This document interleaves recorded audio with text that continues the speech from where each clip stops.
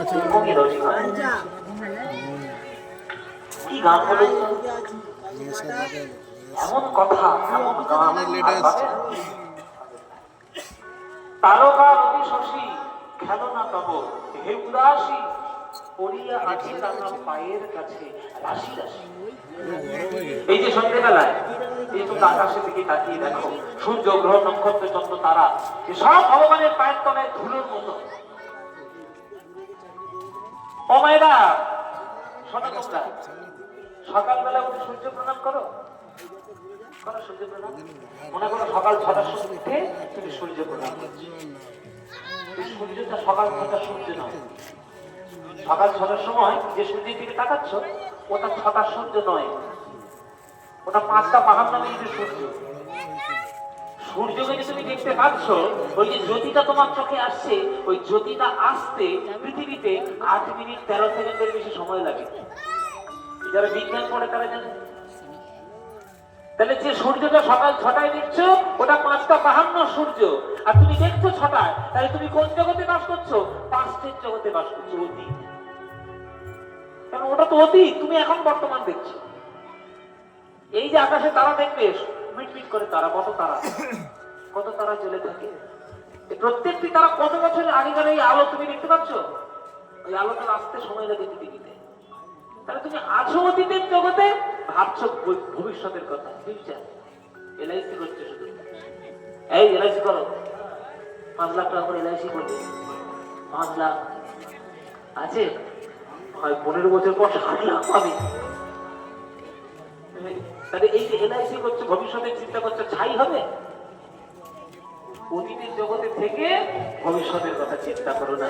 যে জগৎটায় আছো সেই জগৎটাকেই ভগবানের কৃপা বলে মনে করে জীবন থেকে ভগবানের চরণে উৎসর্গ করে দাও, তবেই দেখি ভগবানের কৃপা লাভ করে সব জায়গায় সাফল্য লাভ করবে। খেলো না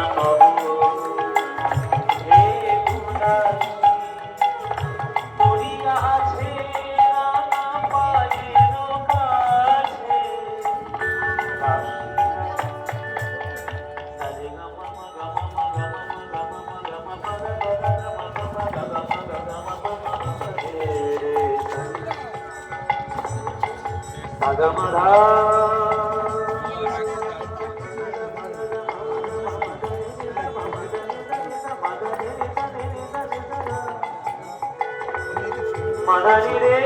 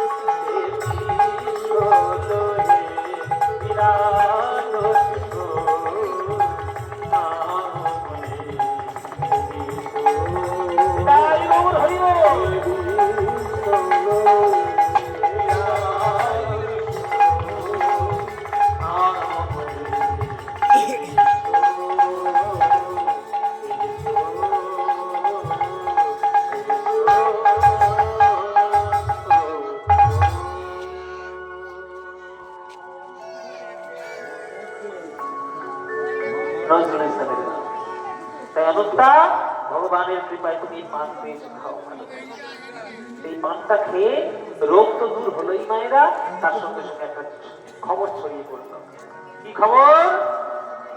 অনন্তা দেবী গর্ভধারণ,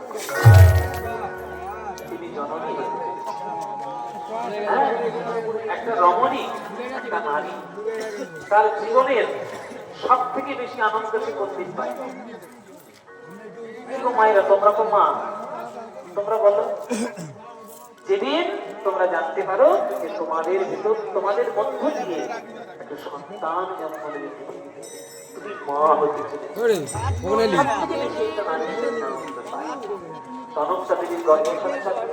সেই গর্ভ পরিপূর্ণ করে, সেই গর্ভ আলো করে জন্মগ্রহণ করলেন রঘুনন্দন। রঘুনন্দন কবে জন্ম নিলেন? যেদিন আমরা সবাই সকালবেলা সুন্দর সুন্দর জামা কাপড় পরে, স্নান করে, তুলে